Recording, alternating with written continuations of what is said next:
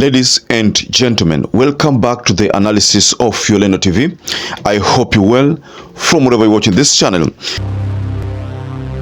Now, there's something I'd like us to go through. See, we all aware that Moses Kuria was appointed by William RUTO to become one of the senior economic advisors in William Ruto's Economic Council. And this is where we have David D also.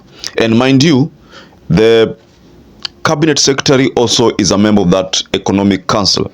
So Moses Kuria is going to be in that council also.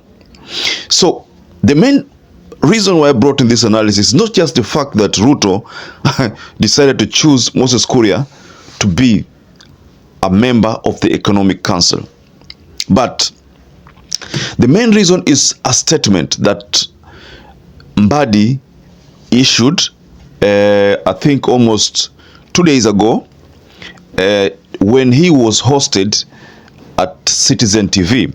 And this is what John Mbadi said. Advisors in the ministries, my understanding is that they have been reduced. I may not know how many advisors are at State House or the office of the Deputy President since the President pronounced himself. I think he must lead by example. You know, Mbadi is saying, I think Ruto must lead by example. Why? He's talking about having a lean government. He's talking about reducing the number of advisors because logically what Kenyans perceive is that these advisors are the people who are misadvising William Ruto. At State House, office of the Deputy President? I may not know how many advisors are at the State House and even the office of the President, but since the President pronounced himself, yep, I think he must lead by example. So I want us to go extensively into this story, ladies and gentlemen, because John Mbadi's advice this time around must have landed on deaf ears, or maybe William Ruto could have chosen to do the opposite of John Mbadi's advice. So we can say that this is one of the first advices that has been publicly viewed as an advice that Ruto did not heed. So before we get further on this analysis, please like this video. It's so important if you like this video. I'm so grateful for everyone who has been liking our videos. I don't take that for granted. Subscribe to our channel if you've not subscribed before, and to existing subscribers, thank you so much for your support. John Mbadi was so enthusiastic when he took over the Ministry of Finance. And part of the things he said, there was going to be radical changes, especially when it comes to reducing the number of advisors, so that the government can cut costs on expenditure. Because people are arguing, what is the need of having so many advisors? The number of advisors in this government, according to what many people believe, is that the number is bloated. Of the extra advisors at State House. You know, advisors in the ministries, my understanding is that they have been reduced.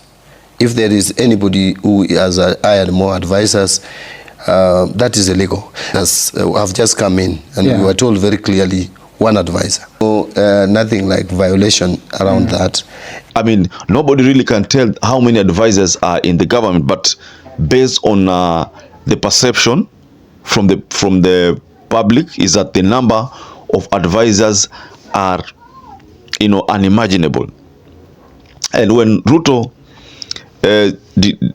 rejected the Finance Bill 2024, his first point was that he was going to cut down on the expenditure of the government, meaning he was going to reduce this number of advisors and also try to balance elsewhere so that the budget of the country can go down.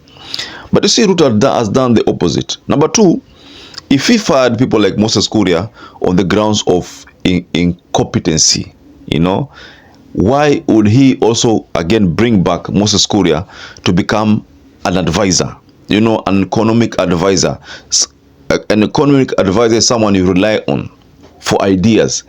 If in his ministry nobody seems to appreciate anything that Moses Kuria did, why did he go back to pick Moses Kuria? Even after the Gen Z say that all these people are incompetent, just fire them, and then they were fired. And then he chooses to bring them selectively. Now Moses Kuria has been brought back. I understand there is also Eliud Owalo. I didn't really get to know the docket, but about Moses Kuria, I think now Mbadi will not feel good, honestly, but that's what was expected, you know, because even though he was straightforward in his approach and addressed the issue head on, stating that advisors in the ministry must be reduced in number, even though that was the position, but Ruto chose to do the opposite. Because according to Mbadi, you know, the concern was these roles of advisors. What are their roles really? You know, what do they do? You know, how will they impact the decision-making process? It is believed, like there's a time during vetting of Mbadi, and remember Naisula Lesuda asked John Mbadi how he was going to deal with the advisors of William Ruto, you know, because they are in State House. Because according to Naisula Lesuda, she said that there are people in State House who surround William Ruto, who think that they're the ones where the buck stops with matters finances and matters economic policies. Is that we have advisors who, I'm reliably informed, sit at State House, who advise the president on matters economy. I would like to know, between, if this committee and the National Assembly approves you, you will have your opinion, they will have their opinion. How do you marry the two to make sure that you're talking the same? Because we have seen in the public some of the advisors talking like they're not in the same government. So I would like to know whether, which supersedes the other, and how will you make sure that you work together on matters economy and as you advise the president? And that John Mbadi's maybe advisors might not be heeded. So at the end of the day, if that ministry fails, the people will be blamed are not the advisors, but the people who are going to be blamed are the CSS in those relevant ministries. Like, let's say, for example, the Ministry of Treasury, where Moses Kuria has been talking boldly about, you know, because I remember from an interview, previous interview, Moses Kuria said that him and Mbadi were, you know, I don't know, cosmates. That's what I heard from one of the interviews, you know, cosmates. So that means they studied together, same lecturer, you know, professor, and they did their degree together. So because of that realization, ladies and gentlemen, that could have been the reason why Ruto saw to it that the best thing to do is to reappoint Moses Kuria, but on a different capacity, you know. So to my understanding, personally, I think could we see that Moses Kuria has been relegated? Is that a relegation? Because who is so powerful? Is it the economic advisor or the CS? Who is so powerful? Personally, I think the CS should be powerful. He's the one who is recognized by the Constitution. So legally, I am the principal, or I'm going to be the principal, if approved, advisor to the president on matters finance.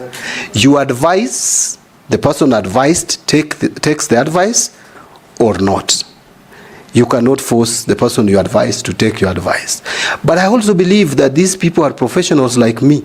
So we would be engaging at one point and agreeing or disagreeing, but the final decision will be taken by the cabinet, which is chaired by the president. I think Moses Kuria's docket is less powerful than the Treasury CS docket. So in essence, what it means is that Moses Kuria has been relegated in the very few words. That's what I can say. So, ladies and gentlemen, what do you make of this statement from Mbadi? When Mbadi talked about reducing the number of advisors, and then Ruto, instead of doing that, Ruto brings in Moses Kuria. So that means Ruto is not letting go his previous stand of having a bloated government, despite the fact that he made it clear that he was going to reduce the number of staffs. But he has done the opposite. Now, ladies and gentlemen, perhaps if you're watching this video and have not subscribed, take 1 second and subscribe, like this video. Until you catch up again, stay safe and stay blessed.